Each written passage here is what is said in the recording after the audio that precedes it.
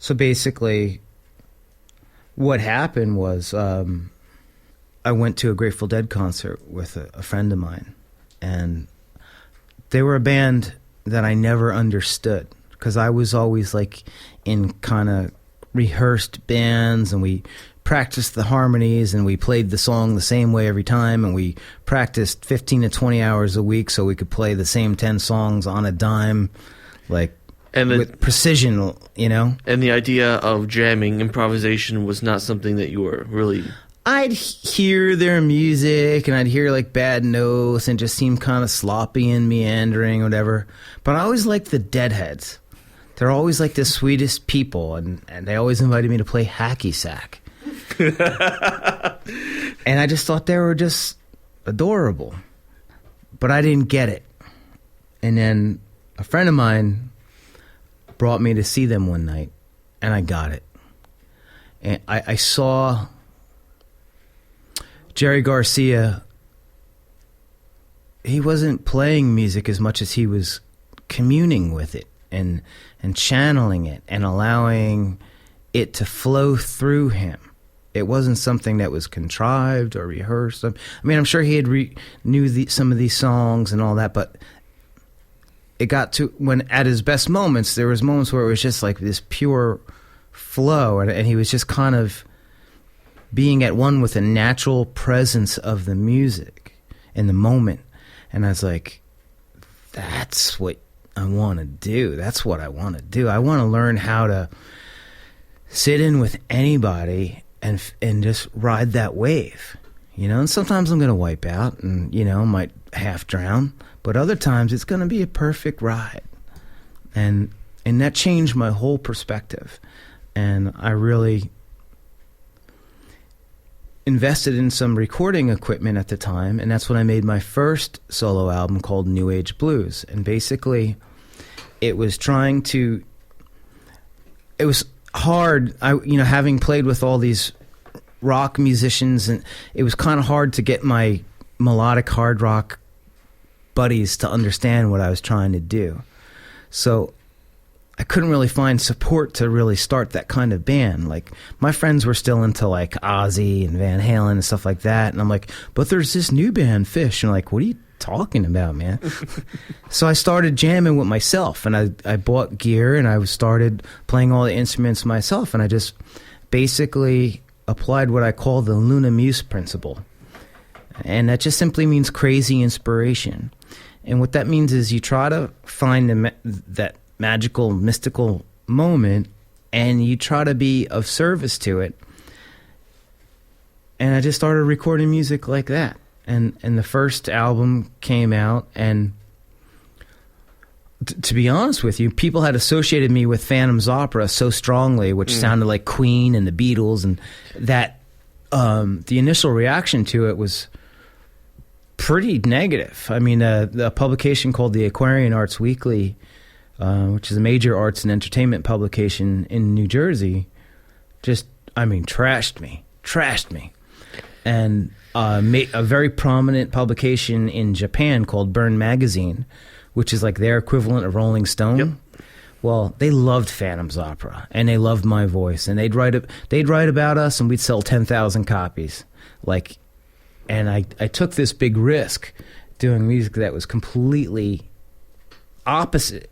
I kind of did to myself what Nirvana did to the whole scene. I kind of did my own kind of housekeeping thing, and the press contacts I had just weren't getting it. They're going, what is this? Why aren't what? Yeah. Right. Why would you're just starting to make inroads in the genre, and now you do this like hippie trippy improvised space music. What is wrong with you?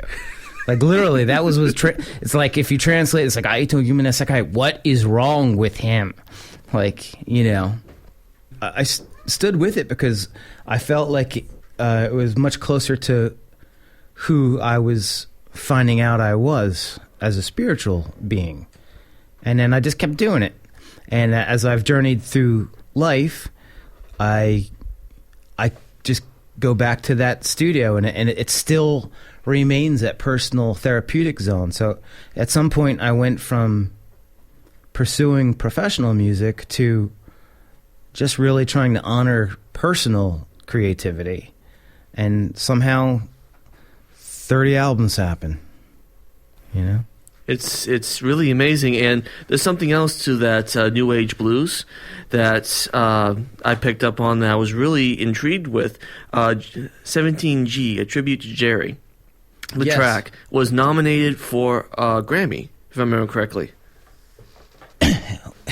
Well, yeah, but it's a little sneakier than that. It sounds very impressive, and it is to some degree.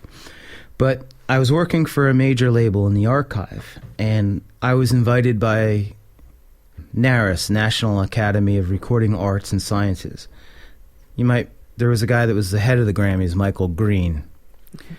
Well, I was at a meeting with him one time, and I spoke about something, and for whatever reason, he was impressed with my remarks. He invited me to be on the Preservation and Technology Committee of the National Academy of Recording Arts and Sciences, which is kind of lofty thing for a dirtbag musician from Sayreville. But I was like, sure, why not? Let's see where this goes. And basically, when I was involved with they're the same company that does the Grammys.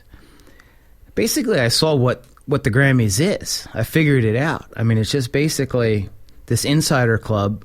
Everyone grows up hearing about Grammy this or Grammy that, and they think, oh, well, if they have a Grammy, they must be good. But really, the Grammys aren't determined by everyday people. They're determined by a handful of music industry insiders who decide whether they coronate this person or not. So, kind of being a little mischievous at times and a curious soul, I sent in my album to the nominating committee. And it's basically, there's about like 200 people that work in the music industry that listen to all these submissions and decide who gets in and who doesn't. I was like, well, I got in. I got in a lot of categories. Which, you know, there was a certain amount of ego satisfaction in getting past those gatekeepers. But really what I realized is like, well, this is really an insider's game, you know? So it was cool. They send you this big voting thing. And like, you know, most of the other artists like Steve Vai or whatever, they all have like managers and labels and all this stuff. And it's like, I was just doing this myself, so I didn't really know how to do everything and everything. So it was cool. And I don't mean to like bum anybody out about what the Grammys really are, but it's really just kind of like a private club, you know? And once you meet the right people and you learn how to, you know, lick your stamps the right way and give who you got to, I mean, they can always say no, but just by learning how to play the game, you eliminate a lot of odds that, you know, there's musicians here in Washington County that are every bit as good as world-class musicians anywhere else. Of course. They just might not have access to people in Hollywood or New York or Nashville or whatever. So, yeah, it was really cool, but it was also kind of like illuminating to me how really consumerism in mainstream music, it's so much of it has to do with marketing as much as it does with music. And I realized that the Grammys are the ultimate event marketing event. Basically, when you can co-brand your content with the marquee brand equity of the Grammy Award, it creates the perceived value of your product. When you hear it like that, it doesn't sound very artistic. But conversely, you get a viral video of you performing your art. It seems to me that that's like an almost counteraction. And if you're right, and if you're a great artist, you're going to be a great artist no matter where you are. You know, like I think Lady Gaga took full advantage of these opportunities, and a lot of people that wrote her off as like some well-produced, you know, singer chick, when they heard her play piano and wail the heck out of it, she was able to prove herself as an artist. So I agree with you. Unfortunately, I think that's the exception rather than the rule. And honestly, anything that Kanye West would have anything to do with, this lacks any type of artistic credibility or value to me. So I might as well call it the Scammies, because when a dude like that's winning them, what does it mean anymore? Yeah, I see what you mean. But going back to this album, and your tale is amazing because, again, a lot of people have their suspicions about the Grammys and about other shows like that. It's nice to see someone from the inside let you know what actually goes on inside. It really is BS, so do what you do it from your heart, and don't worry about what those people think. Well, getting back to that song, I like to play it because it is a wonderful song. It is. 17G? Yeah, it is a wonderful song. Let me tell you what that is about. Sure. So when I was at that concert I told you about that was such a transformative experience, I don't want to say I indulged in anything that night, but it's a Grateful Dead show. It's a Grateful Dead show. And I was having a hard time finding my way back to my friend's vehicle. I wasn't driving. I was like, man. And it was at Giant Stadium. It's a huge stadium. And I just remembered 17G. I was like, thanks, Jerry.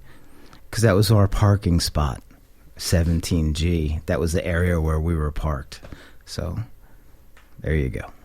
Thank you very much, Colie. And let's get to that song right now from the New Age Blues. This is 17G, a tribute to Jerry.